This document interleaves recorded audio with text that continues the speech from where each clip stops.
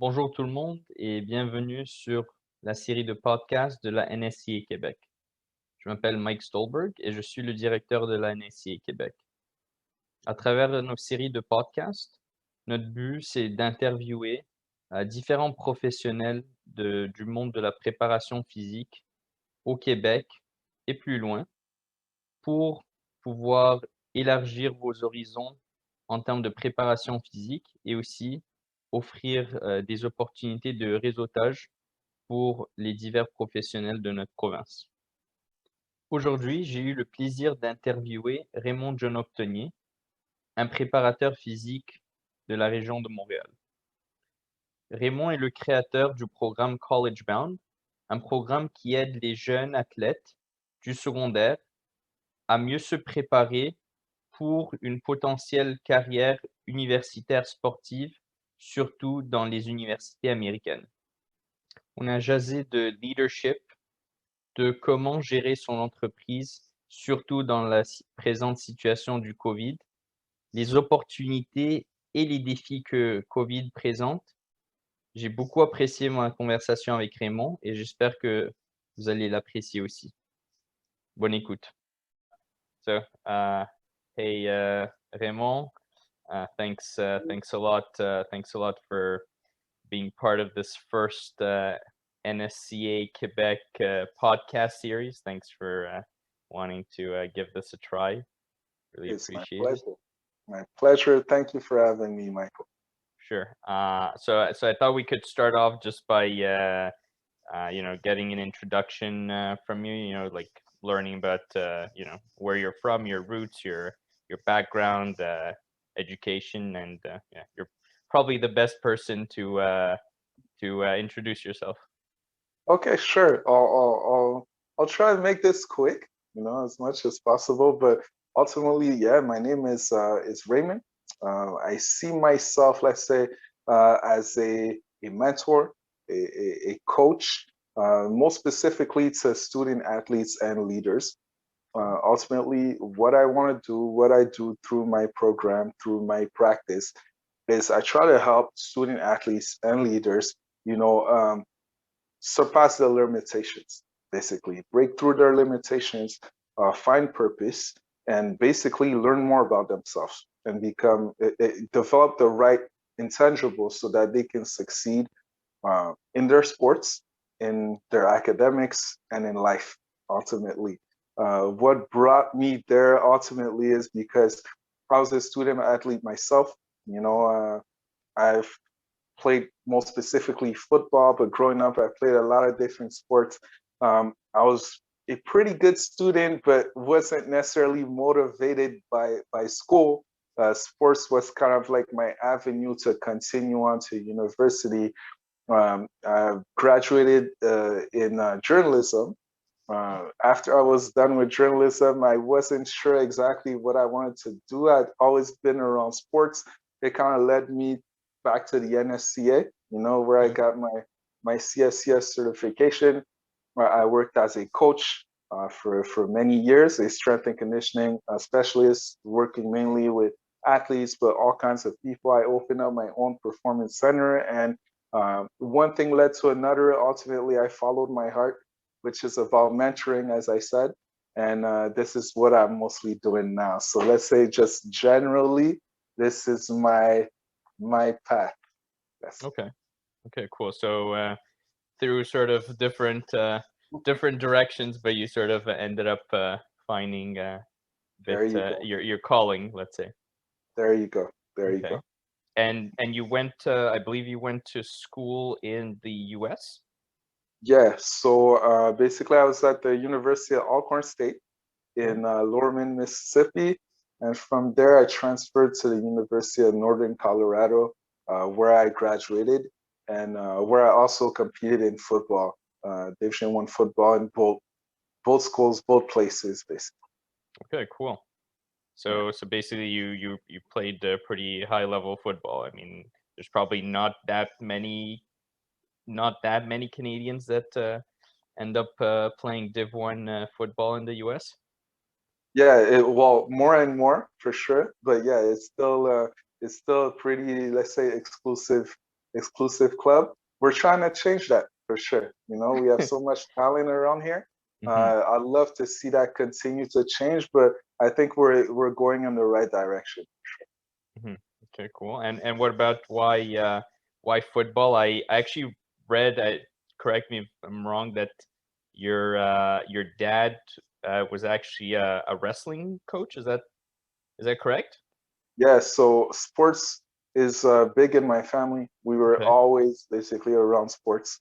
My father was an Olympic Greco-Roman coach for the Cameroonian Federation. Oh, really? So he's been to the Seoul Olympics, Moscow, and Montreal representing Cameroon. Okay. So we grew up basically around sports. He never kind of pushed us into wrestling, but he always had us doing something, you know, whether it was martial arts or uh, playing soccer, basketball. We were just outside doing any sports you can think of growing up. Football, to be honest with you, I didn't even know football existed until I was in high school. Okay. Um, I was mostly a basketball player, and I like to basically get my hand on any ball I could find. Mhm. And one day I was at the park, and a football coach from the LaSalle Warriors actually saw me playing basketball and told me he wanted me on his team. Reached out to my parents, and I kind of started playing football like that, and my brothers also. Okay. Okay. I see. Yeah. And did any of the sort of the wrestling from your dad, did that help you out in your football as well, or? I guess maybe just naturally, again, we did a lot of martial arts, not Okay. necessarily like wrestling growing up, but just the mindset of competing, maybe being a little bit aggressive, you know, is just something that came naturally to us. So I guess football was just the perfect combination of all these things, and then we truly fell in love with the game. I see. Okay, cool. Yeah. And so you played Div 1 football, uh, did a BA in journalism and in broadcasting. How Yeah. did you get into the strength and conditioning field? Yeah, so again, just being around football for so long, I mean, especially playing at that level, all you do is work out basically all the time, you know, because, and you would probably find this pretty funny, but I was never someone that like loved being in the weight room. I never did. It's just I truly wanted to be the best football player I could be. So I started taking that very seriously, right? And wanting to learn more about it. So ultimately, once I graduated in journalism, um, I felt something was missing. You know, I loved what I was doing, but being around sports, pushing myself, pushing other people was something that I felt was just natural to me. And yeah, I decided to kind of listen to my heart and started looking at different avenues to truly learn more about it. So I would not only, let's say, rely on my experience and the great coaches I was lucky to have been around great coaches, honestly. Some of them were CSCS, you know, with the NCAA back when I was in the States. So that kind of inspired me to go that same route to really get my knowledge up and you know, help people kind of develop themselves also as athletes. Okay, I see. So it's not, you basically, would you then say that you almost use strength and conditioning as a development tool as opposed to necessarily seeing it as an end in it of itself? You see it more as a means of development for people?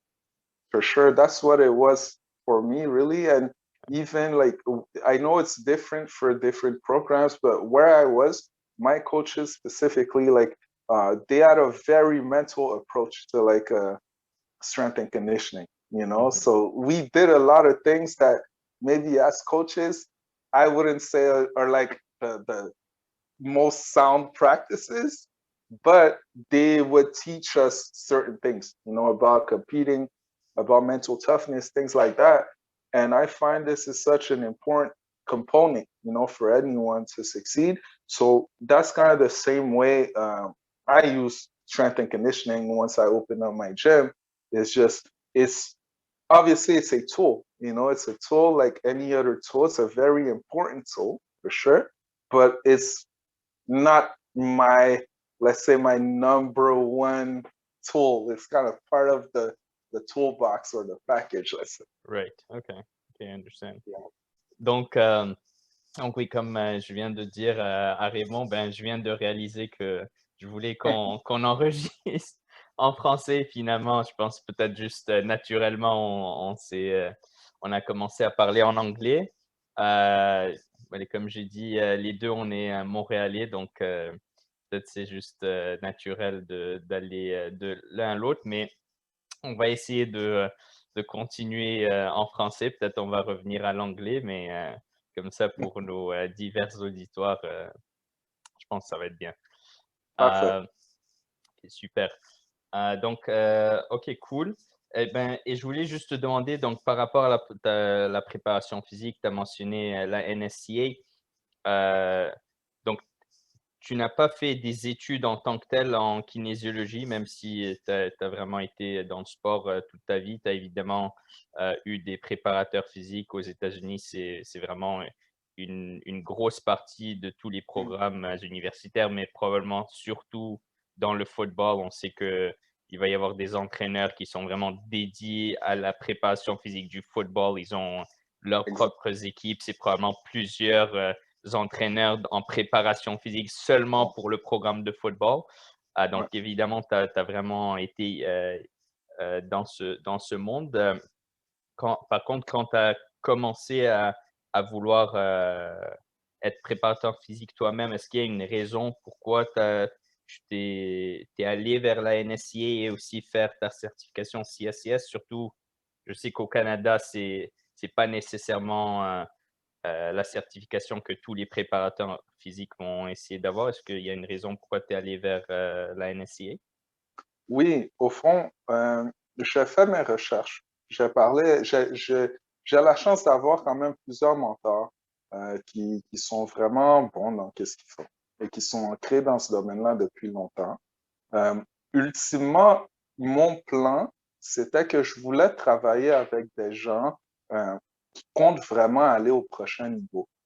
Donc, pour ça, c'était important d'avoir une bonne formation qui est solide, qui est quand même reconnue et qui allait me permettre de vraiment d'apprendre le plus de choses possible.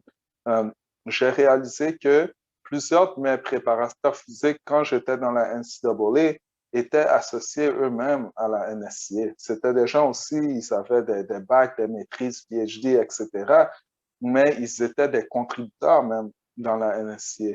Donc, tout ça, je vous dirais que c'est ça qui m'a amené vraiment vers la certification CSCS parce que je sentais que c'était une certification qui allait me permettre spécifiquement euh, de pouvoir aider des athlètes à vraiment performer et d'avoir comme une bonne fondation que je pourrais continuer à bâtir dessus ultimement. C'est ça qui m'a fait aller vers la NSCA. OK, OK, je vois. Donc en partie, parce que tes mentors étaient affiliés à la NSCA et donc tu avais vu que c'est les gens qui voulaient aller vers le haut niveau, ils tendaient à avoir cette certification, donc ça Exact, faisait du sens, c'est ça pour toi, je comprends. OK, exact.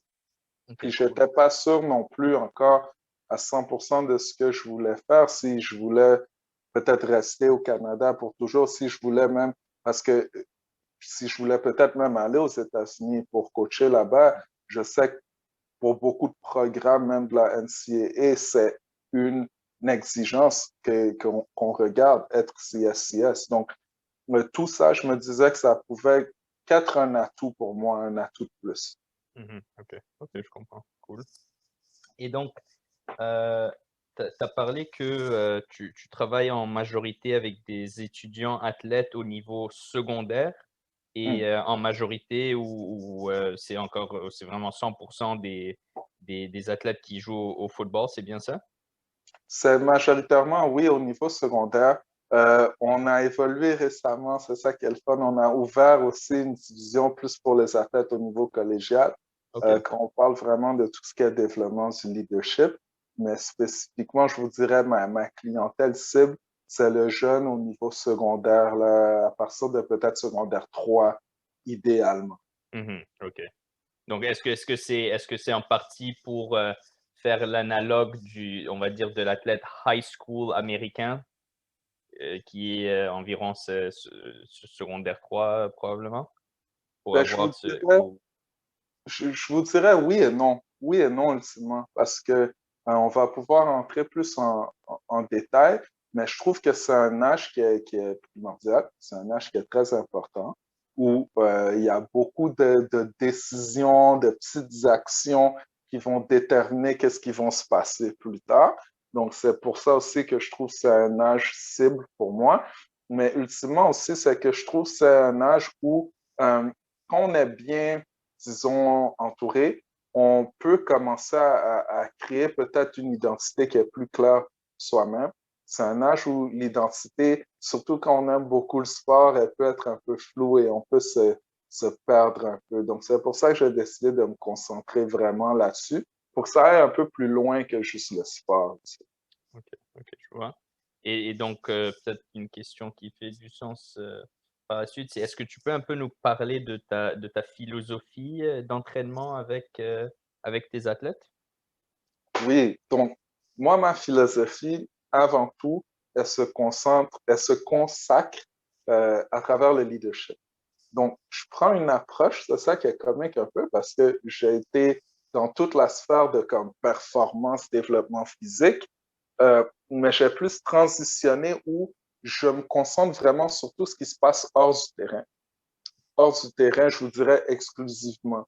Donc, c'est donner les bonnes habitudes, donner les bonnes fondations, ultimement, parce que je trouve que pour performer dans n'importe quel domaine, que ce soit le sport, l'école, dans la vie, euh, la fondation de tout ça, la source, ça vient du leadership. Ça vient de ce qui se passe personnellement. Donc, je donne tous les outils d'abord là-dessus pour créer des jeunes qui sont performants, qui sont confiants.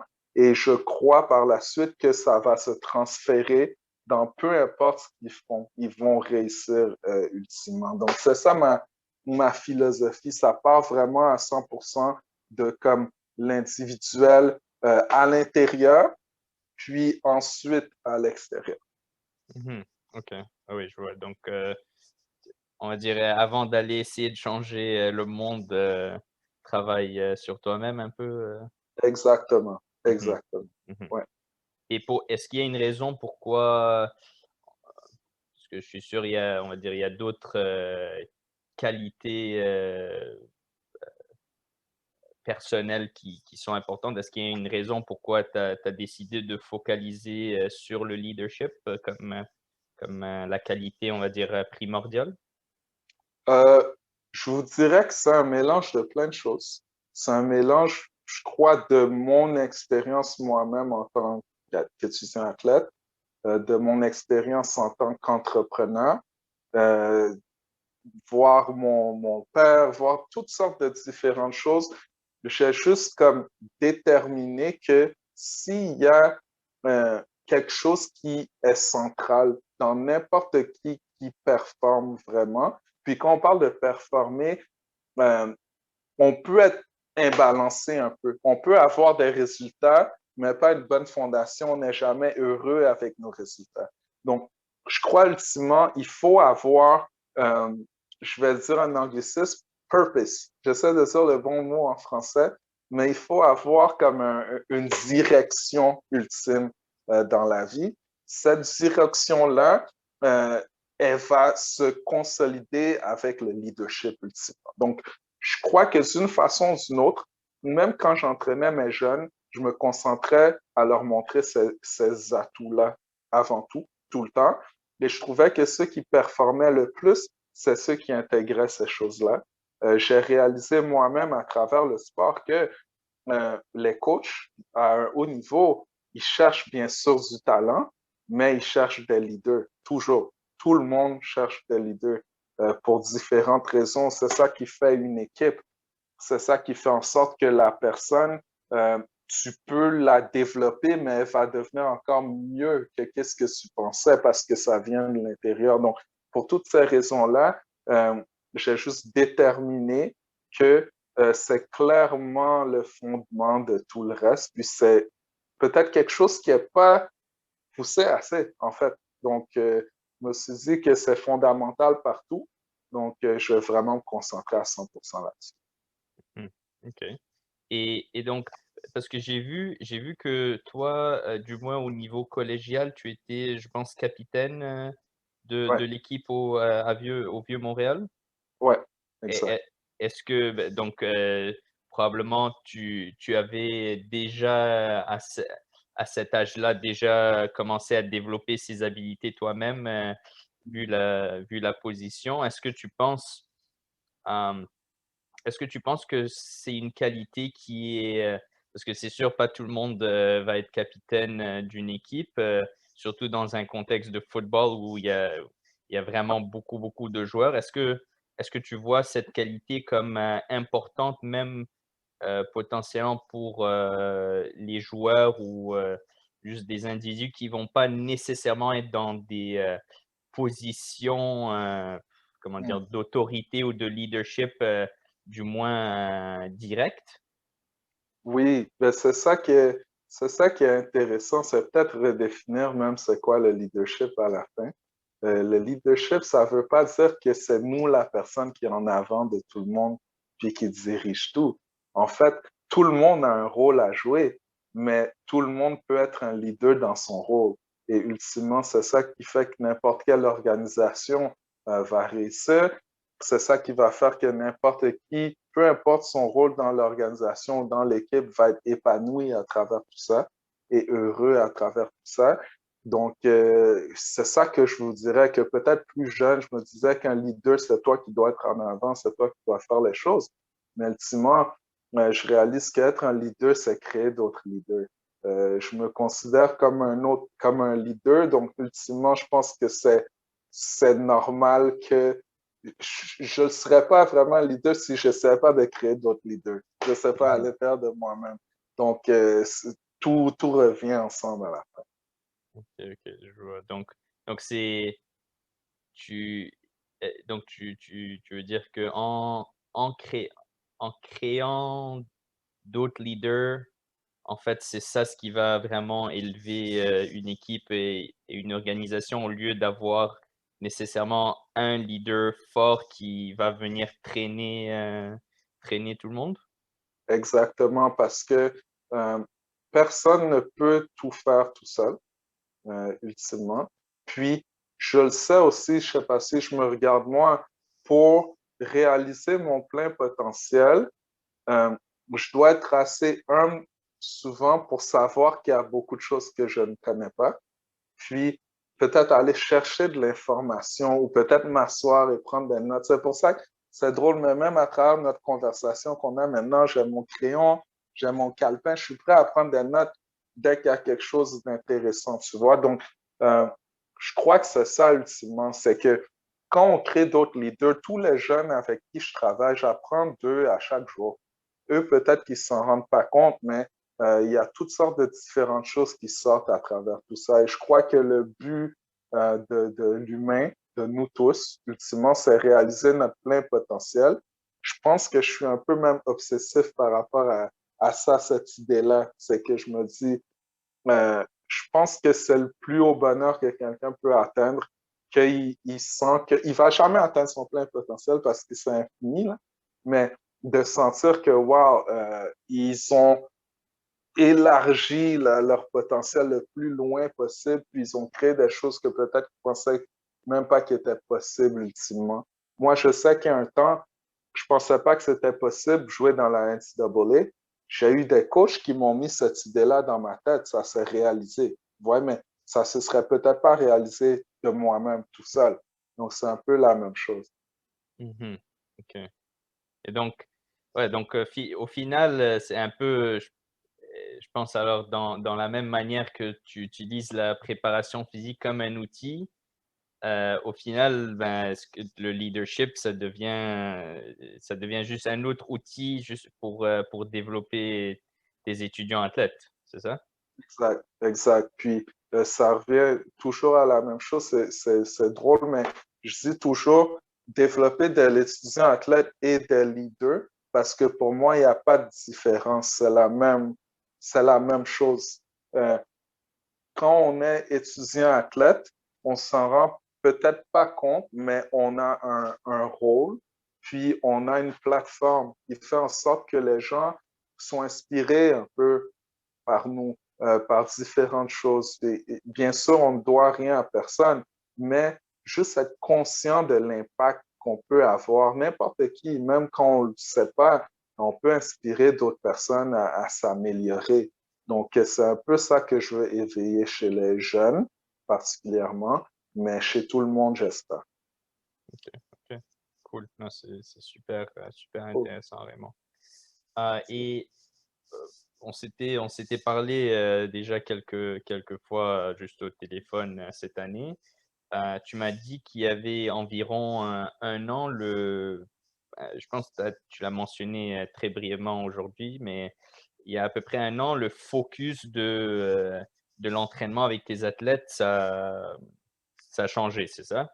Il y a Ouais. environ un an et demi. Est-ce que tu peux nous parler on va dire, de ce shift de Oui, purement préparation physique à ce que c'est en ce moment? exactement. Donc, pour toutes les raisons que j'ai dit plus tôt, et bien sûr, on est en temps de pandémie. Donc, qu'est-ce qui s'est passé? C'est que les gyms ont fermé. De toute façon, ils ont fermé. Puis là, ben, au lieu de courir dans toutes les directions, je dois avouer que les 2 premières semaines, j'avais aucune idée de ce que je faisais, c'est clair. J'avais aucune idée. Donc, j'étais chez moi et je me posais des questions. J'essayais de me dire, OK, bon, c'est quoi le plan? J'essaie de regarder ça de façon concrète sans nécessairement être réactif, vraiment faire une stratégie. Puis là, quand je parlais aux gens, je parlais aux étudiants athlètes, je parlais aux parents, je parlais à des coachs, ils me disaient tous, ultimement, que les gens, les jeunes ont besoin de comme mentors, de plus de mentors, particulièrement dans des moments comme ça. Et les choses qui revenaient, c'est souvent, il y a un manque de connaissance de soi, il y a un manque de confiance, il y a un manque de support global. On va les pousser sur certaines choses, comme va t'entraîner, va faire ci, va faire ci. Mais on n'a aucune idée de comme, est-ce qu'ils ont les habitudes pour soutenir toutes ces choses-là? Est-ce qu'ils réussissent à l'école? Est-ce qu'ils sont... Donc, tout ça, ça a fait en sorte que j'ai créé un programme qui allait répondre à ces besoins-là. Parce que j'ai réalisé, même en y pensant, que moi-même, c'est des choses que je cherchais quand j'étais plus jeune. J'étais sérieux, mais je devais aller dans plusieurs places différentes pour faire comme un casse-tête et essayer de mettre tout ça ensemble. Mais même là, je n'avais pas nécessairement toutes ces choses-là. Donc, je me suis dit, bon, je vais créer quelque chose qui va donner tous ces outils-là qui sont primordiaux hors du terrain. Et pour ce qui est de l'entraînement, on va demander à nos jeunes de venir s'entraîner à 6 heures du matin avant l'école pour un peu développer ces habitudes-là puis les pousser plus loin. C'est quelque chose qu'on avait commencé à faire, qu'on avait du succès. Je vous dirais que j'étais très impressionné parce que je pensais que les jeunes allaient dire que j'étais fou, que les parents allaient dire que j'étais fou. Puis finalement, ils ont très bien réagi à ça. Et on voit déjà des changements. Bien sûr, les gyms ont encore fermé. Les gyms ont encore fermé. Puis faire de l'entraînement en ligne, bien sûr, il y a beaucoup de choses qu'on peut faire, mais ce n'est pas pareil comme vraiment le concret au gym. Donc, à travers tout ça, j'ai toujours continué à avancer dans cette lancée-là. Puis là, je suis allé même plus loin. Maintenant, c'est intéressant, Michael, je peux te le dire. Je suis allé plus loin où, comme je disais plus tôt, personne ne peut faire ça tout seul. Je crois que pour créer une approche globale, ça se fait ensemble. Il faut collaborer. Euh, j'ai réalisé que moi, de mon côté, l'aspect leadership, c'est vraiment, vraiment ma niche et tout ce qui est hors du terrain. Donc, j'ai décidé de même plus faire d'entraînement. Je fais strictement ça. Je fais plus aucun entraînement. Mais qu'est-ce que j'ai fait, c'est que j'ai commencé à bâtir un réseau où maintenant, tout mon programme est en ligne, mais il y a des coachs qui sont très compétents, qu'on connaît. Quelques-uns dans la ville de Montréal, il y en a un que j'ai confirmé récemment à Toronto, et j'en parle maintenant pour essayer d'en rentrer aux États-Unis, où quand un jeune veut de l'entraînement, je le réfère à ces coachs-là qui sont géographiquement où il habite. Comme ça, eux, ils s'en prennent avec eux, mais ils font tout le reste en ligne avec nous. Comme ça, ils ont accès à tout et tout le monde gagne ultimement. Donc, c'est ça maintenant où on s'en va. C'est qu'au lieu de moi offrir toutes ces choses-là, on a créé un réseau en fait. Donc, même, j'en parlerai plus tard, mais même le volet académique, j'ai fait un partenariat avec une compagnie, ça s'appelle Move to the Top. Eux, en fait, ils font du succès académique pour les jeunes, mais ils ont une approche qui est très axée par le développement personnel au lieu que le tutorat. Et je trouvais que c'est un bon match. Donc, dès le mois de mars, c'est eux qui vont prendre en charge tout le suivi académique des jeunes en plus, mais toujours dans le même réseau. Donc, c'est là où on s'en va maintenant. OK, c'est vraiment intéressant.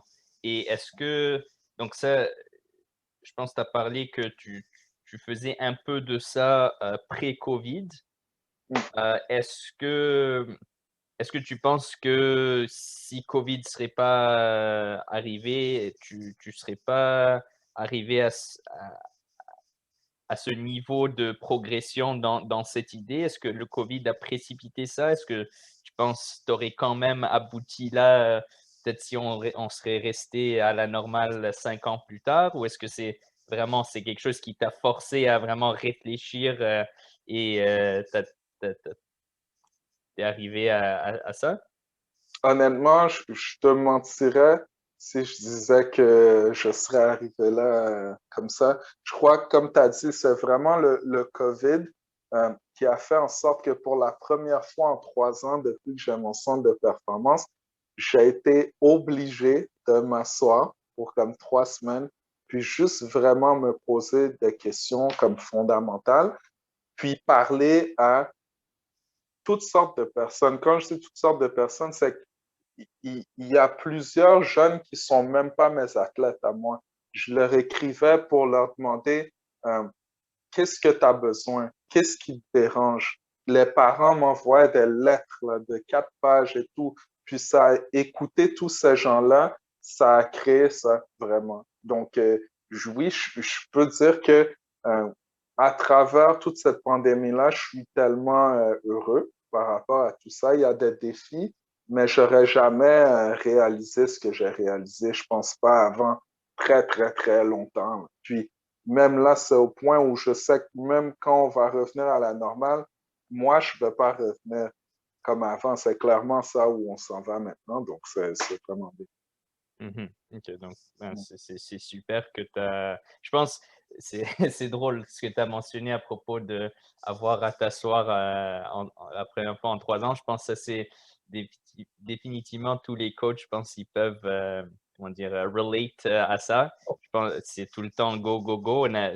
T'as jamais vraiment le temps hein, de t'asseoir et d'avoir des réflexions qui, je pense, c'est hyper important parce que je pense que si on fait pas d'introspection, ben c'est trop facile de juste comme rester dans la routine de ce qu'on fait sans même évaluer. Donc, c'est sûr, la pandémie, hein, comme tu as mentionné, ça a beaucoup de négatifs, mais c'est ça, je pense, tout le monde, ça nous a permis un peu d'avoir plus de temps à penser à comment on veut vraiment organiser les choses dans le futur au lieu de juste continuer à faire. Exact, Donc, exact. peut-être c'est une leçon un peu pour nous tous que ne pas attendre pour une pandémie pour Exact. s'asseoir et réfléchir un peu à comment on fait les choses. Hein.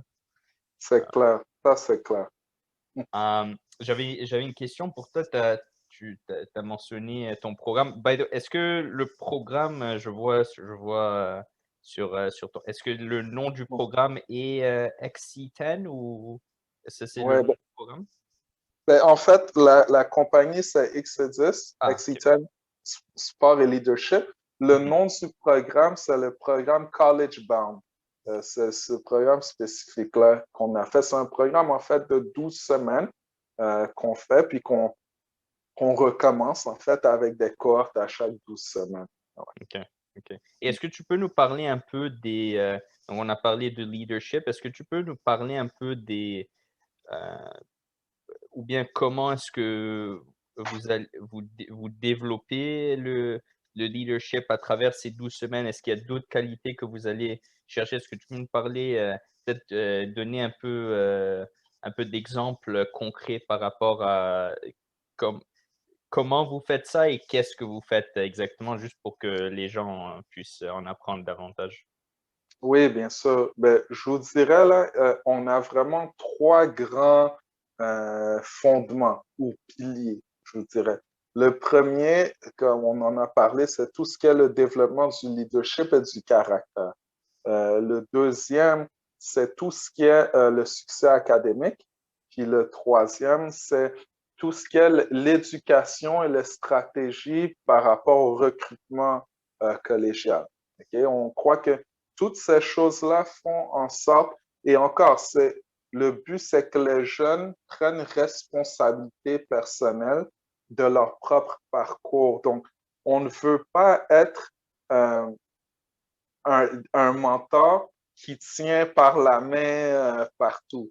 On veut être un mentor qui est là pour lui donner un gros, l'embrasser fort, puis après, comme lui crier dessus un peu s'il faut, puis dire OK, let's go. Tu vois, donc c'est vraiment plus à travers ça. Donc, quand je vous dirais qu'on parle du développement du leadership et du caractère, euh, c'est beaucoup aussi toutes les petites aptitudes qui sont importantes, qui amènent tout ça ensemble. Donc, on parle de la discipline.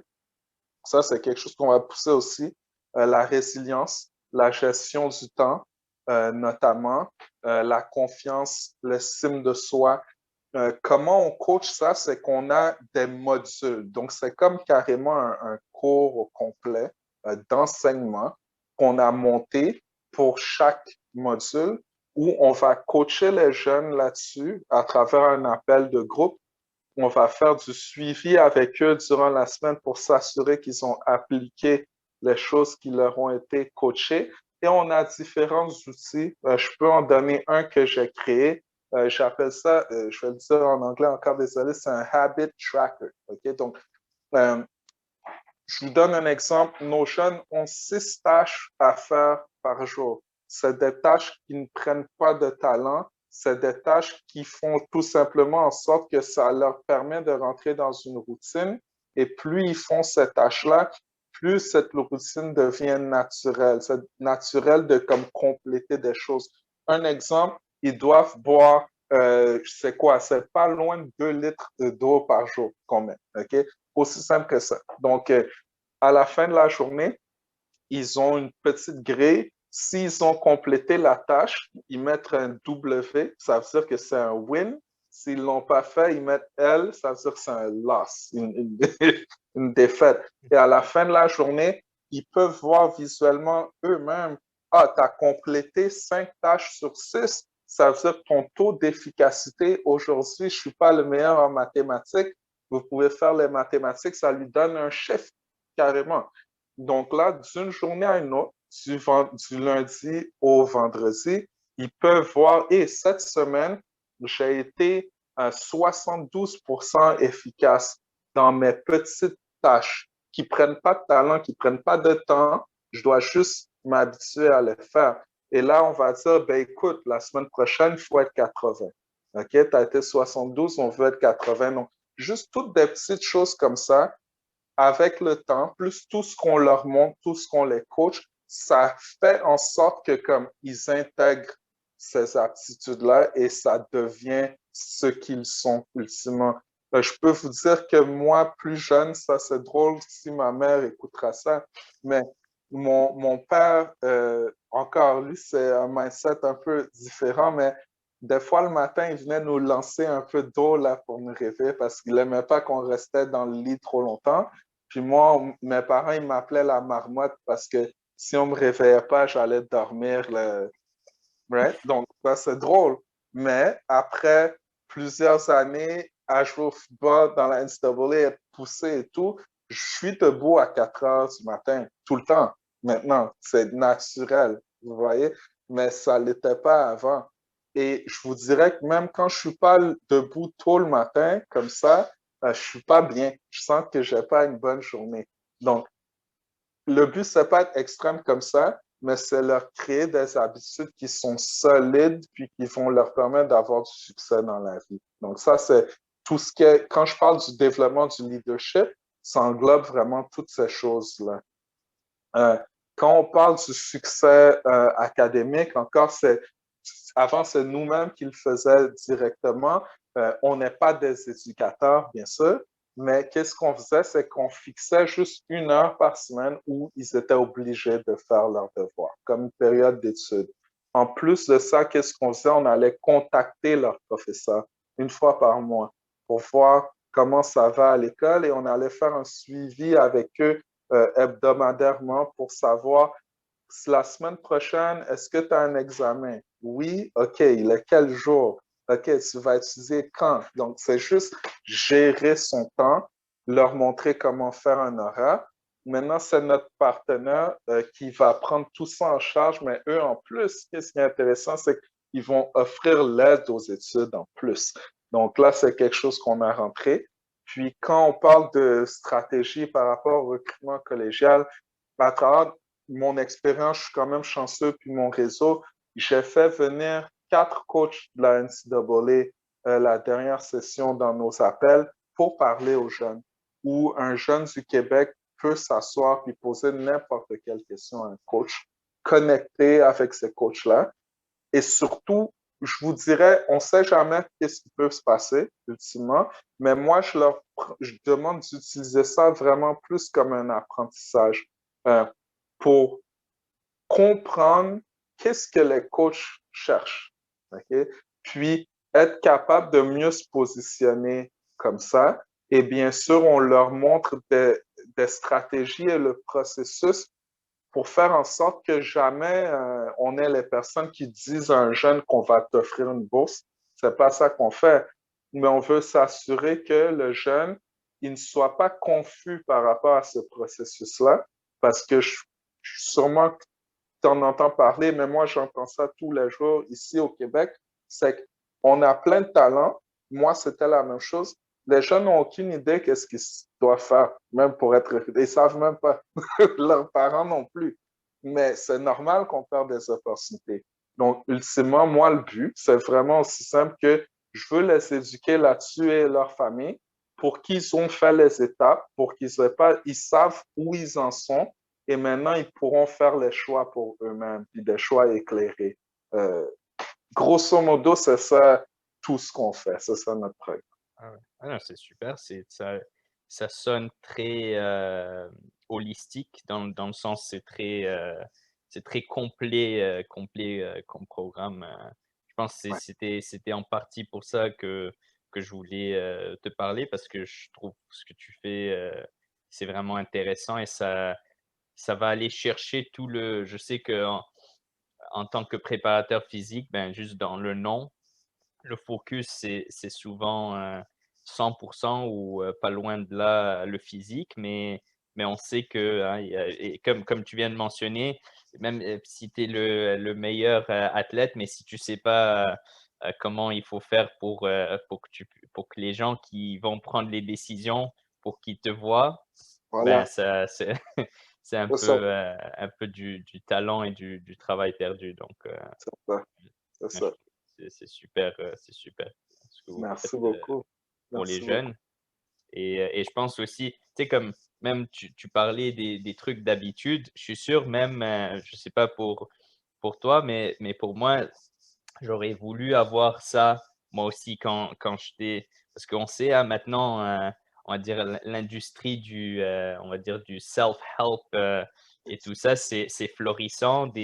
Même moi, j'utilise comme un planner où justement, à la fin de la journée, je me mets, c'est comme tu t'auto-évalues sur Voilà. 10 à quel point tu as été productif et je trouve que c'est super, ça aide beaucoup parce que quand tu vois que tu as 2-3 journées où tu t'es mis un 3 sur 10, ben, c'est comme ça te tente pas d'avoir, lundi à vendredi des 3 sur 10 parce que tu te dis: «Waouh, c'était vraiment pas c'était une semaine, vraiment perdue».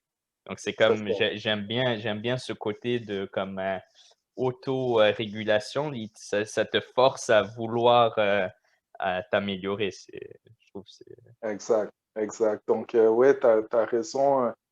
Maintenant, par contre, à travers tout ça, on comprend aussi que euh, faire ça avec un adulte qui est conscient de ce qu'il veut et qui veut se pousser, c'est normal. Quand on approche des jeunes, c'est là où maintenant on est plus sélectif parce qu'on comprend aussi que c'est pas tout le monde qui est prêt à être poussé à ce standard-là. Et c'est ça qui est intéressant, c'est qu'on a vraiment des jeunes euh, qui ne veulent vraiment pas être comme tout le monde, comme du tout. C'est des jeunes qui veulent, euh, ils, ils, comme je disais, ils veulent développer leur plein potentiel. C'est quelque chose qui est très important pour eux. Et ultimement, c'est ça. Ils n'ont pas besoin d'être le meilleur athlète parce que vraiment, nous, qu'est-ce qu'on veut, c'est qu'on veut qu'ils soient bien dans leur peau, puis on veut qu'ils soient heureux dans ce qu'ils font. Ça tombe qu'ils jouent un sport, c'est tout. Mais c'est ça. Donc, on ne cherche pas nécessairement des jeunes qui sont hyper talentueux. C'est bien s'ils sont, mais on veut plutôt un jeune qui veut se pousser, qui veut ne pas être comme les autres. Et c'est ce genre de jeunes-là qui réussit beaucoup et je vous dirais qui bénéficie le plus d'un programme comme ça parce que quelqu'un, et c'est normal, il n'y a rien de mal avec ça, tout le monde est à son niveau, disons, mais un jeune de 15 ans qui veut juste peut-être s'amuser puis il veut pas qu'il ait poussé à se lever tôt, ben, il va peut-être pas trouver ça très le fun, là. C'est correct. mais est-ce que vous avez alors est-ce que vous avez est-ce que le programme a un processus on va dire de screening pour justement voir, des gens ou est-ce que vous acceptez, tout le monde et puis, ben, c'est les athlètes pour qui c'est pas quelque chose pour eux, ben, ils vont juste finir par pas vouloir continuer dans le programme ou comment ça marche? Ouais, ben on travaille là-dessus. C'est tellement nouveau, hein, ce qu'on fait. Donc, on apprend au fur et à mesure, mais c'est clair que le plan, ultimement, c'est que ça va être par application. On n'est pas encore rendu là. Mais qu'est-ce qu'on fait en ce moment le plus possible, juste dans nos messages et comment on opère, euh, on, on verbalise ces choses-là, ok, le plus possible. Ça fait en sorte que de plus en plus, les gens qui nous contactent, c'est des gens qui ont déjà ce profil-là. Et souvent, qu'est-ce que je vais faire? Euh, de toute façon, quand je parle à un jeune, je dois parler à ses parents aussi. Donc, souvent, le premier appel, c'est un appel de peut-être 10 à 15 minutes, tout simplement pour qu'on se connaisse. Je veux que le jeune me connaisse. Je veux le connaître plus, ses motifs, puis je vais être très honnête avec eux. Puis je vais peut-être leur dire, hey, tu es exactement la personne qui sera un bon fit pour nous. Ou écoute, je pense pas que je suis le meilleur fit pour toi en ce moment. Peut-être l'année prochaine, mais en ce moment, pas encore. Puis c'est correct. C'est ça qui est bien, c'est qu'on ne cherche pas nécessairement à avoir des gros nombres. On veut vraiment le bon fit. Puis je vous dirais que c'est ça qui était le plus difficile au début parce que je veux aider tout le monde. J'aimerais vraiment aider tout le monde, mais j'ai décidé que je veux plus avoir d'impact que juste peut-être comme, c'est ça, donner une passe à quelqu'un. Et pour avoir de l'impact, il faut faire cette décision-là des fois. Et c'est ça la culture qu'on bâtit un pas à la fois. Mmh. Est-ce que tu penses que c'est quelque chose c'est sûr, pour les préparateurs physiques qui ont un gym à eux, que c'est un business. C'est sûr que évidemment, on veut quand même pouvoir nourrir notre famille à la fin de la journée. Ouais. Mais est-ce que donc je sais que dépendamment des situations, les gens peuvent être plus ou moins sélectifs avec leur clientèle, mais est-ce que tu penses que c'est quelque chose qu'on devrait faire potentiellement plus dans un contexte de préparation physique privée, qu'on devrait, que ça au final, ça va être mieux pour tout le monde et pas juste avoir un peu un policy de, open door, mais plus essayer de connaître un peu plus les gens avant qu'ils deviennent, nos clients, hein? C'est une très bonne question. Puis je souris quand tu dis ça parce qu'encore une fois, ce qui est intéressant avec moi, c'est que j'ai été des deux côtés. J'ai eu le centre de performance qui acceptait tout le monde et qui faisait tout. Puis j'ai réalisé que euh, ultimement, pour aider vraiment les gens, puis bien sûr, peut-être tout le monde a différentes perspectives là-dedans et c'est correct, mais pour vraiment aider les gens, on est humain, nous aussi, il faut qu'on puisse donner le mieux de nous-mêmes. Puis souvent, qu'est-ce qui se passe, c'est que quand notre temps et nos énergies sont tellement étirées dans toutes les directions, peut-être qu'on a un plus haut nombre, mais ultimement, on n'est plus aussi efficace à la longue parce qu'on fait des heures qui ne sont pas soutenables et peut-être qu'on fait des choses qu'on ne veut pas vraiment faire, c'est vrai. Puis, à un moment, ça finit par paraître. Donc, je me dis juste que en affaires, ou si on parle en affaires ou dans n'importe quelle organisation, c'est quand on sait vraiment qui on est, puis on sait vraiment qui on veut servir, puis qu'on bâtit notre entreprise sur des bases solides comme ça, on va arriver à notre objectif et ultimement, on va arriver à un objectif qui est beaucoup plus sain et beaucoup plus valable pour notre bonheur ultimement et celui de nos clients. Puis, je vous dirais que c'est ça la transition que j'ai faite.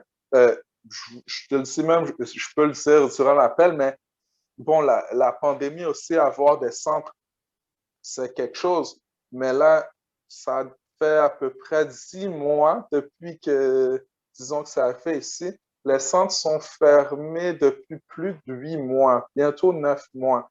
J'ai décidé récemment, avec tous les changements qu'on a fait, carrément, j'ai décidé que je vais commencer le processus de même terminer mon bail à mon centre. Parce que qu'est-ce qui se passe, c'est que je me dis, wow, OK, comme on investit dans une place qu'on ne peut pas utiliser, puis on ne sait pas combien de temps encore on ne va pas pouvoir l'utiliser, puis on a vraiment transitionné complètement déjà. Mais si je gardais le centre, mais que j'étais vraiment concentré là-dessus, ce ne serait pas un problème.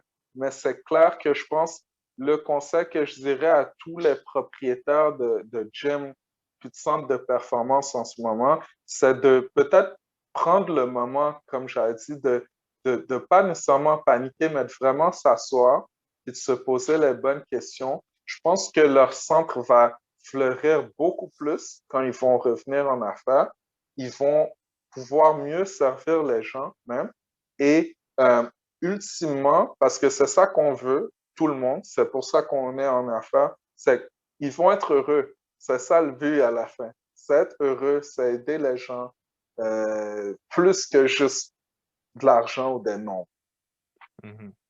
OK, donc vraiment, tout le monde, prendre le temps de s'asseoir et comprendre, un peu pour revenir à ce que tu disais au début, peut-être c'est quoi leur purpose? C'est quoi, There you go. c'est ça qui est au final, je pense que comme tu avais dit au début, on est toujours plus heureux quand on s'enligne, le plus C'est ça. possible, avec ça, hein? C'est ça. Puis c'est notre talent aussi.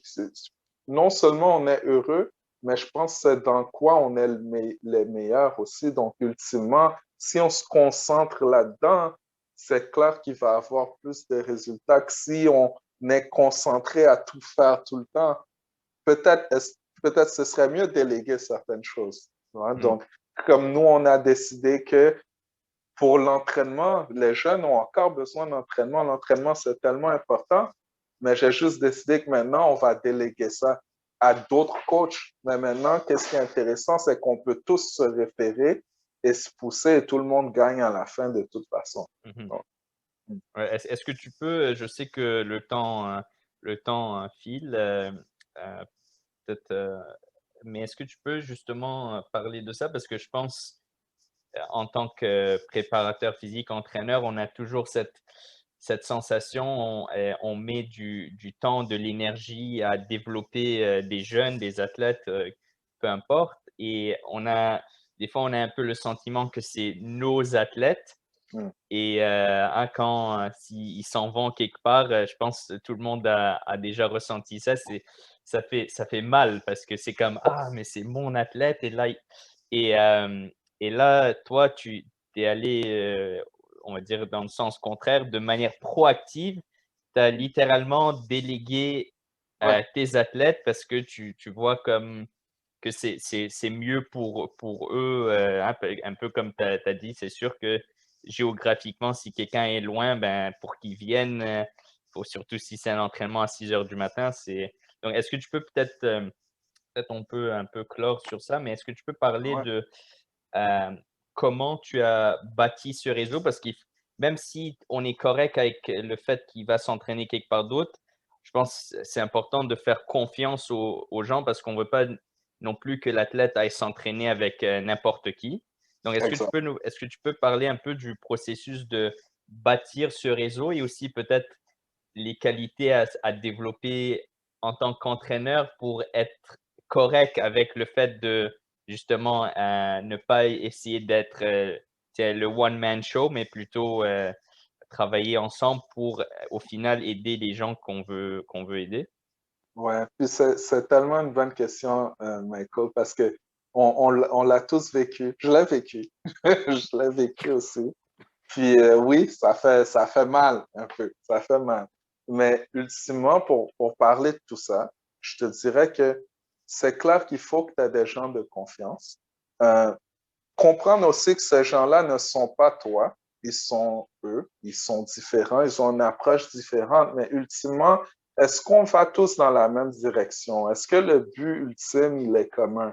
S'il l'est, déjà, c'est quelque chose de positif. Qu'est-ce que je dirais aussi à tout le monde qui se sent un peu comme ça ou qui a vécu ça? Je veux vous rappeler à tout le monde qu'il y a de la place pour tout le monde dans cette industrie. OK? Souvent, on a comme l'impression que si je perds un client, il va là-bas, mais non, il y a vraiment de la place pour tout le monde.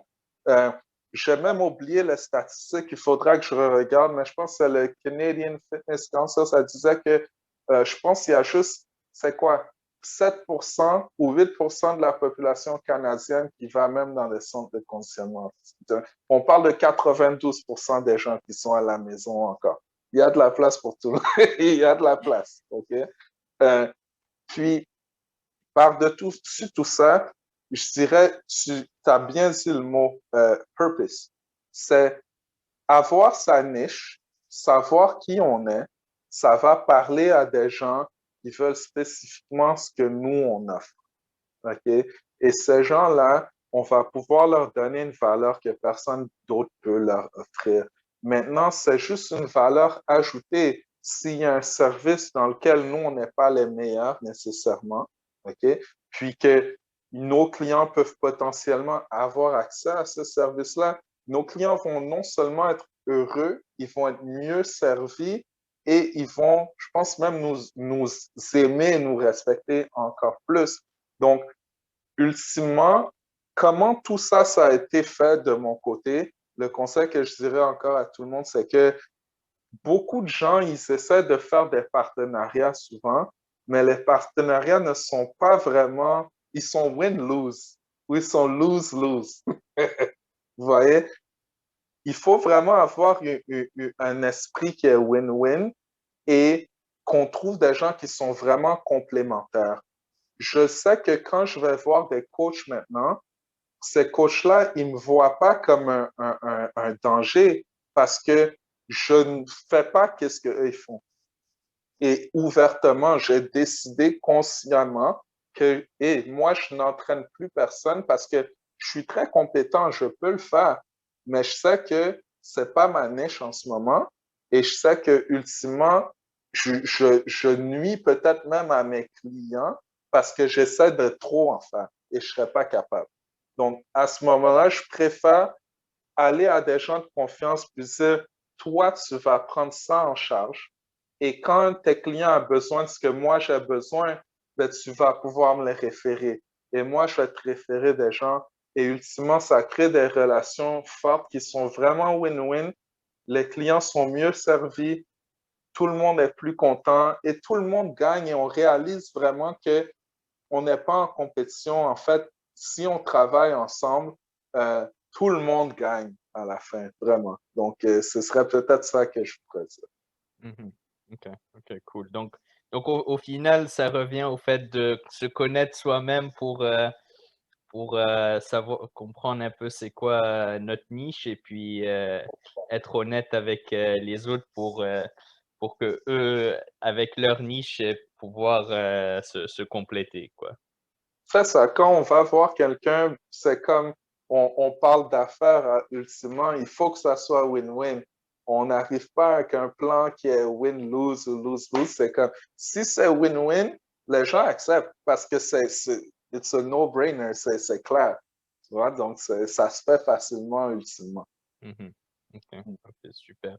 Ben, Cool. écoute, vraiment, c'était vraiment un plaisir de te parler.